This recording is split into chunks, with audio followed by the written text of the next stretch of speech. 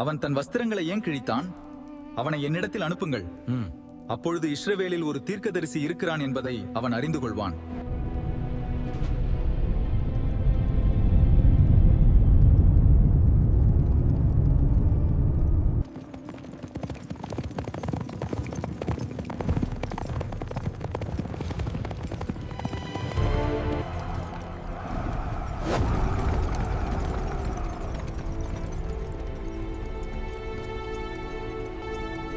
நிறுத்துங்கள்,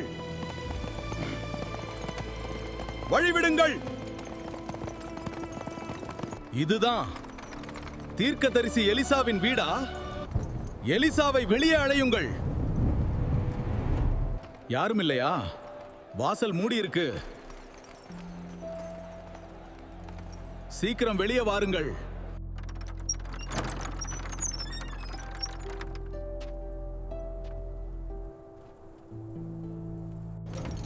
நீர் போய்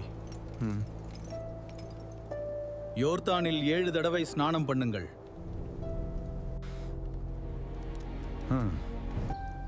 அப்பொழுது உன் மாம்சம் மாறி நீ சுத்தமாவாய்.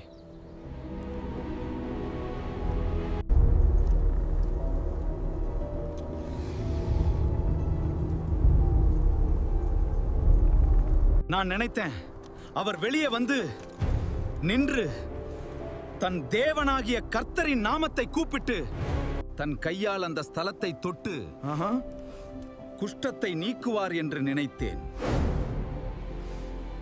நான் ஸ்நானம் பண்ணி சுத்தமாகிறதற்கு இஸ்ரவேலின் தண்ணீர்கள் எல்லாவற்றை பார்க்கிலும் தமஸ்குவின் நதிகளாகிய ஆப்னாவும் பர்பாரும் நல்லதல்லவோ? தகப்பனே, அந்த தீர்க்கதரிசி ஒரு பெரிய காரியத்தை செய்ய உமக்கு சொல்லியிருந்தால் அதை நீர் செய்வீர் அல்லவா?